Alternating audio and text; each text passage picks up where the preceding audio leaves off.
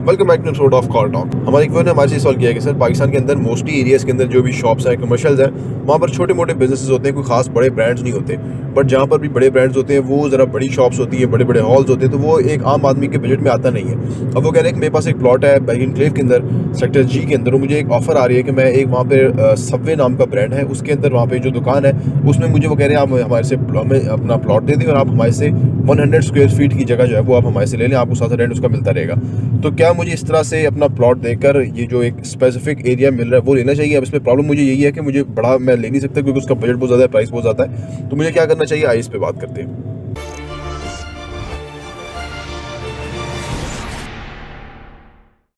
बिस्मिल्लाहिर्रहमानिर्रहीम, अस्सलाम वालेकुम रहमतुल्लाहि व बरकातुहू। हम किसी के काम को ये तो नहीं कहेंगे कि आप ना लें, या लेना तो इसलिए बनता है कि जब कि वो बिल्डिंग अपनी पेस के ऊपर तैयार हो रही है, आप सोच रहे हैं कि वो जो आपको कीमत मिल रही है वो कंपेटिटिव कीमत है, मार्केट से बेहतर कीमत है, वहाँ फ्यूचर में रेंट आउट होना आसान होगा, वो बिल्डिंग टाइमली बन जाएगी, वो लोग जो बना रहे हैं उनका प्रीवियस एक्सपीरियंस क्या है, उन्होंने क्या डिलीवर किया हुआ है। बेसिकली बिल्डिंग बनी हुई है, रेंट पे लगी हुई है। जो दुकान है ना वो 2000 स्क्वायर फीट का हॉल है। अब वो कह रहे हैं कि मुझे उसकी कोई ओनरशिप तो मिलनी नहीं है सच ना, 100 स्क्वायर फीट की 2000 में से। तो मुझे सिर्फ खतरा ये है कि वो सिर्फ मुझे मिलेगी या फिर वो ओवर सेलिंग कहीं पे ना हो जाए, फिर नहीं, वो तो डेफिनेट ओवर सेलिंग हो। वो तो मैं आपको बताऊं कि वो तो ये जो मॉडल ही सारा है ना, ये मॉडल सारा तो वारा ही नहीं खाता ना कि अगर उतना ही बेचें तो ये तो वारा ही खाता तब है कि जब ओवर सेलिंग करें तो फिर आप उसको रेंट देते हैं, क्योंकि वो उन्हीं का पैसा लेके उधर से उधर कार्य होते हैं। वो टोपियां घुमाने वाला काम है, वो ऐसा नहीं है जेन्युइन आपका सासा होगा। और वो जो है ना, जो चीज आपकी आप लें उसके ऊपर खड़े हो जाए, उसे कहे जी मेरी है, मैं रेंट पे लगाऊं, मैं इतने रेंट पे लगाऊं, मैं उस ब्रांड को दूं, मैं उस ब्रांड को दूं, फिर तो ठीक है। और अगर वो कहते हैं कि जी आपका इतने स्क्वायर फीट है और आप बीच में ही शामिल है, वो ना लें, वो चीज कभी ना लें जिंदगी में। देखिए, इन्वेस्टमेंट में ना never lose your money, never lose your money. और ये जो अट्रैक्टिव ऑफर्स है ना, ये दरअसल जाल होती हैं, जाल। ठीक है ना, एक दफा बंदा फंस जाता है तो फिर वो नस्लों के लिए नसीहत छोड़ता है कि यार जाल में ना फंसना। लेकिन ये पेशावर लोग हैं, ये बड़े तरीके से जाल में फंसा लेते हैं, अच्छे अच्छे बड़े बड़े कारोबारी जाल में फंस जाते हैं और वो अपना नुकसान कर लेते हैं, और बाद में बेचारे बता भी नहीं सकते किसी को कि यार हमारे साथ ये हो गया। तो ये तो बिल्कुल ही ना करें, ये हाई फ्रॉड काम है। ठीक है ना, और ये बड़े बड़े ब्रांड कर रहे हैं, ब्रांड बने हुए अपनी तरफ से, वसीम अकरम को ले लेते हैं और फलाने को ले लेते हैं, हैं जी, मॉडल नफरीदी को ले लेते हैं। सब फ्रॉड है, ये सब फ्रॉड है। और ये फ्रॉड ये है कि उनके मरहूने मिन्नत है, तो वो उनके मिजाज के ऊपर है। तो ऐसा आपने क्या कारोबार है कि जिसमें आपकी क्लैरिटी है कोई नहीं है, आप किसी के हाथे चढ़े हुए हैं और उसके मरहूने मिन्नत है, और वो आपको जब पकड़े जब छोड़े वो उसके ऊपर है। तो ये बिल्कुल गलत है। मैं इसको बिल्कुल आपको मना करूंगा कि ऐसी कोई चीज़ ना लें। हमेशा वो चीज़ लें कि वो चीज़ आपकी है, प्रॉपर्टी है, और वो आप किराए पे लगा सकते हैं, आप खुद बिजनेस करें वगैरह वगैरह। ये जो सांझे की जो बीवी है ये ठीक नहीं है। ये सांझे की जो है ना एक चीज़, उसमें आप नहीं है कम से कम, वो किसी के हाथ का इख्तियार है।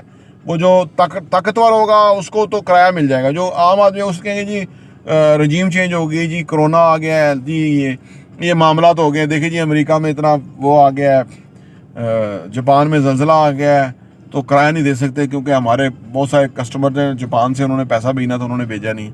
यानी आप उसको क्या करेंगे, आप उसका क्या जवाब देंगे? कोई कानून और उसमें वो नहीं है। तो ये इस तरह की बकवास करते रहते हैं, और आगे से इन्होंने बंदे लड़के लड़कियां रखे हुए हैं, फिर लीगल टीमें रखी हुई हैं, वो उधर बैठे साथ वाले कमरे में बैठे होते हैं, वो आ जाएंगे कि भाईजान आप कोर्ट में चले जाएं, यहाँ पे शोर करने की ज़रूरत नहीं है। तो भाई कोर्ट में चले जाएं मतलब हमने पैसा कोर्ट में जाने के लिए तो नहीं दिया था, हमने तो कोर्ट पहन के आए थे और आपको पैसा दिया था। अब हमें पैसा हमारा इथे रख। लेकिन वो जो लीगल एडवाइज़र बनाए हुए टीम है, वो वकील जिनको केस नहीं मिलते, वो इनको नौकरी दे देते हैं 2-2 लाख रुपए की, बस वो आपके खिलाफ केस फाइल कर देंगे। और आप कहाँ से कहाँ पहुँच गए? आप एज इन्वेस्टर थे और अब उनके आप जो है ना वो इशारों पे नाच रहे हैं। अल्लाह माफ़ करे, ये बहुत घिनौने लोग हैं आप। और ये जो मॉडल, असल में तो घिनौने तो वो हैं जो इनके ऐड में काम करते हैं, वो तो और भी घिनौने हैं ना यार। वो तो इतने चीप बिक जाते हैं कि इनको देते होंगे 50 लाख रुपया, कोई करोड़ रुपया, 2 करोड़ रुपया, तो वो ऐसे खड़े हो जाते हैं कि जी फ्रॉड के ऊपर हम ही स्पॉन्सर हैं इसको फ्रॉड करने वाले। तो ये असल में ना वहशी लोग हैं, पैसे के भूखे, ठीक है ना। मरना है इन्होंने, पैसा इतना है कि उनको पता ही नहीं कितना पैसा है, लेकिन फिर गरीब आदमी को उलझाव में डाल रहे हैं, उसके ऊपर कन्फ्यूजन क्रिएट कर रहे हैं, और ये इनका कारोबार है। लानत है इनके कारोबार के ऊपर। ये तो मतलब ये तो बड़े बड़े घिनौने लोग हैं। तो आप हमेशा सीधा काम करें भाई, ये आपकी चीज़ है, ये आपने पैसे दिए हैं, ये आप किस देंगे, ये आपकी चीज़ है, ये आपके नाम पे होगी। जब मर्जी आप उधर खड़े हो जाएंगे, ये मेरी है। कोई ये नहीं कहेगा कि भैया इस तरह नहीं कर सकते, हमारे और भी कस्टमर हैं। ये बड़े ओले बहुत हैं, इन्होंने लुकाए छुपाए बहुत हैं, उसमें आपका कोई फायदा नहीं होगा। प्रॉपर्टी इंटरव्यू देखने का बहुत बहुत शुक्रिया।